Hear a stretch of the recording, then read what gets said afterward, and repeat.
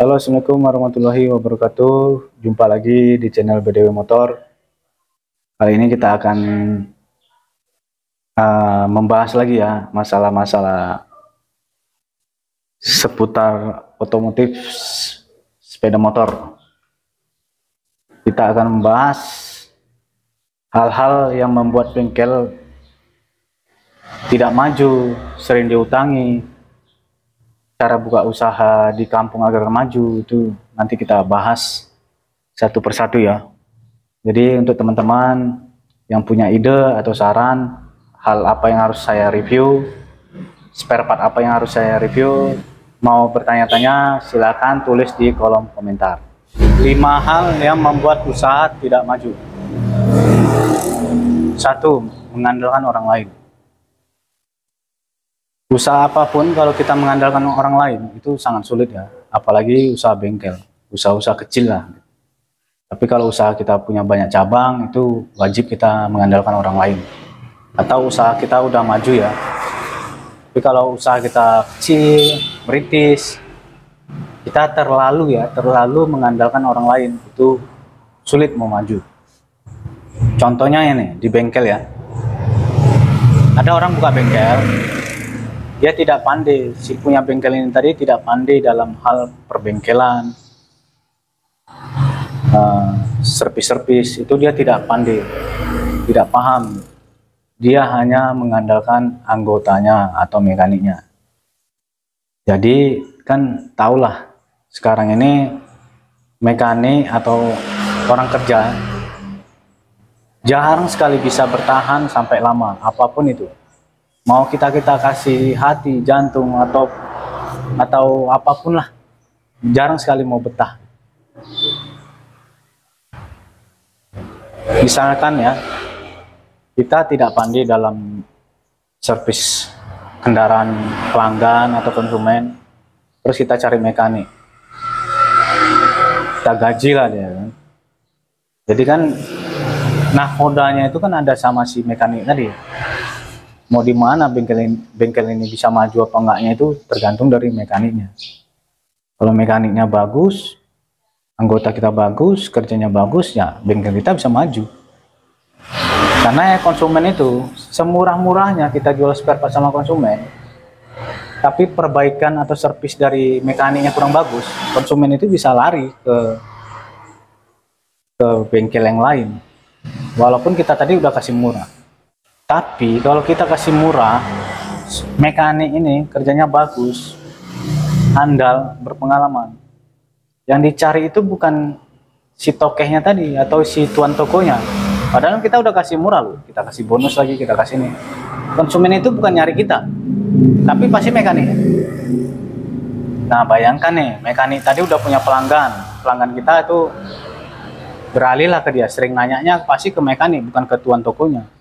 Ini harga ini berapa, perbaiki ini berapa, boring ini berapa, ganti mangkok stang ini berapa, ganti kampas kopling berapa, pasti nanyanya ke mekanik, bukan ke kita. Kata mekanik itu tanya si tuannya yang punya toko, pasti gitu. Nah bayangkan kalau mekaniknya jago, bagus, pasti konsumen tadi beralihnya ke mekanik. Bayangkan kalau mekaniknya itu tadi udah banyak nih pelanggan kita, seneng ke mekanik tadi, cabut dia, ya kan? Cabut mekaniknya tadi. Langganan kita habis. Ditambah kita ada selisih paham sama mekanik. Ya mekanik tadi pasti bilang, jangan belanja di situ, mahal. Ada aja tuh nanti gini. Terakhir langganan kita pasti kabur. Itu akibat kita terlalu mengandalkan orang.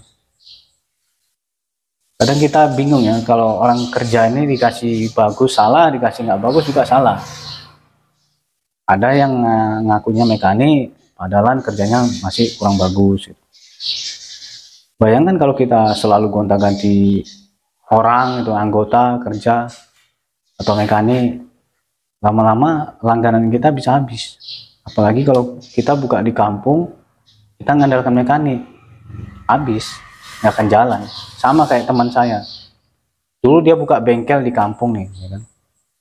Udah saya bilang, kampung ini kurang jalan, perekonomiannya kurang jalan, saingannya pun banyak. Rata-rata yang buka bengkel di sini itu yang punya bengkel itu sendiri, mekaniknya yang punya bengkel itu sendiri. Kalau kita buka usaha di sini tanpa kita yang menjalankan bengkel tadi, itu sulit sekali bisa maju. Karena kan kita nggak mungkin kan kita ngambil duit spare part aja atau duit belanja bahan aja, itu nggak mungkin. Jadi jual barang aja kita ngambil keuntungan di situ nggak akan bisa gitu. Jadi sekitar 2 tahun bengkel teman saya tadi tutup karena mekaniknya bolak-balik ganti, bolak-balik cabut. Tahulah sekarang cari mekanik yang handal itu sulit, karena rata-rata jangankan handal ya atau yang udah jago, yang baru belajar aja udah buka bengkel sendiri. Itu hal yang membuat bengkel tidak maju ya, terlalu mengandalkan orang lain.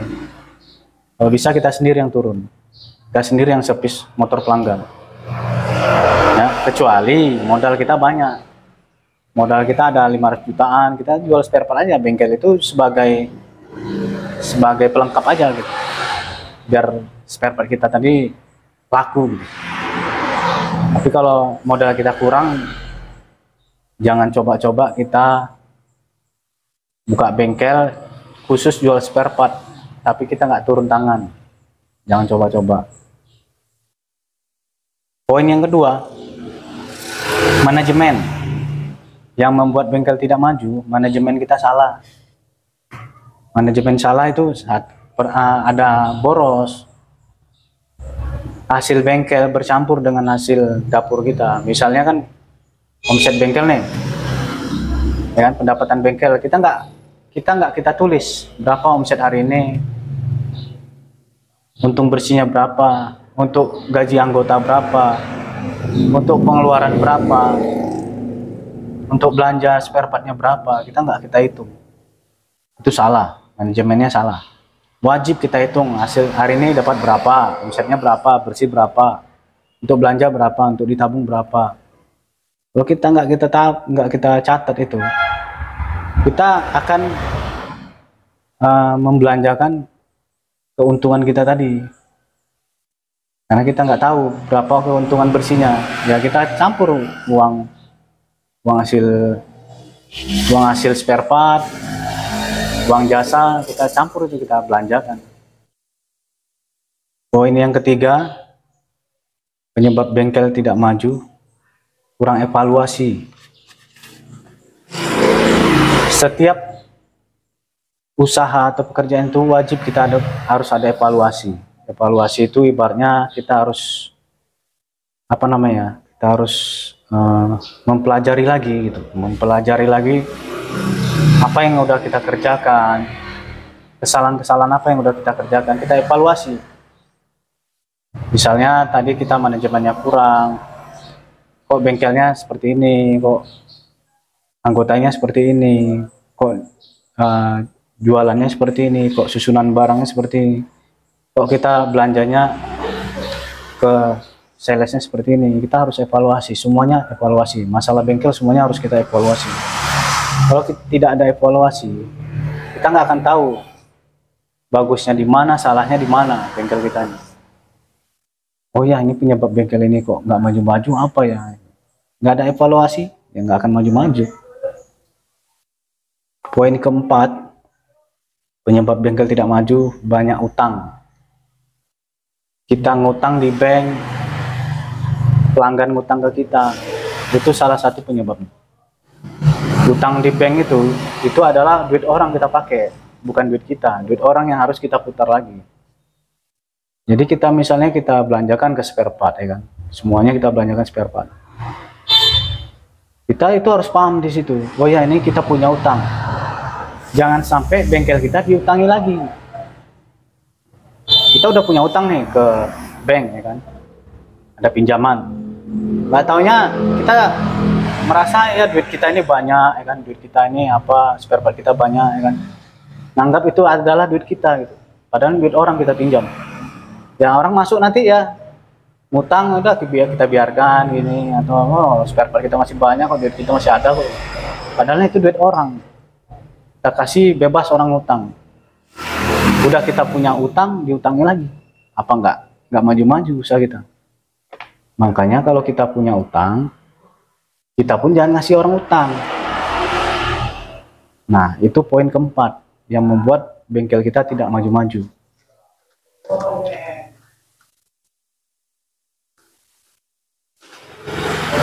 Dan yang terakhir adalah tidak fokus. Tidak fokus. Nanti buka bengkel sebentar, sepi, malah main-main sama kawan, touring. Nanti mengerjakan yang lain lagi gitu. Bengkel aja belum jalan, belum maju, udah ngerjain yang lain gitu. Nggak fokus. Atau nanti mikirin janda gitu, mikirin yang enggak lah gitu. Terakhir kan bengkel jadi tutup. Kalau bengkel sering tutup kan jadi bukan cuma tidak maju, malah bakalan bangkrut. Jadi harus fokus, di bengkel tuh harus fokus. Jadi nanti kita dapat ide, bagaimana kita bisa memajukan bengkel ini, bagaimana kita bisa memperbesar bengkel ini. Kalau kita fokus, pasti ide dan gagasan itu ada. Kalau kita nggak fokus, nanti kita ngerjain yang lain, yang ini belum maju, kita udah buka cabang yang lain, mau buka usaha roti lah, makanan lah, sementara bengkelnya aja belum maju. Jadi fokuskan dulu ke bengkel, fokuskan dulu biar maju bengkel ini, baru kita pikirkan yang lain.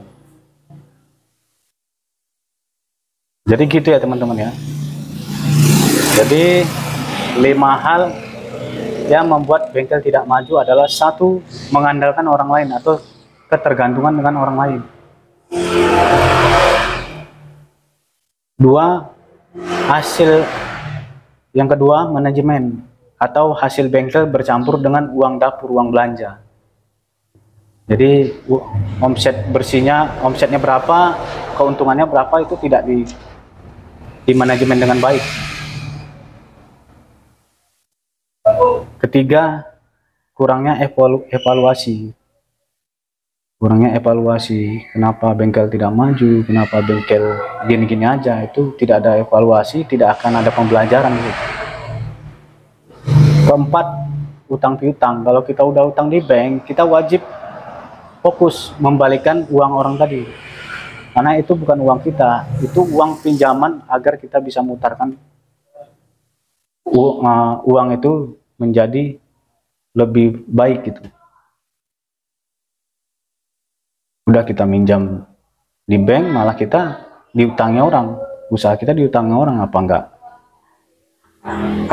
malah makin ajab ya, makin sulit nanti kita bayar utang itu gitu. Yang kelima, tidak fokus ya.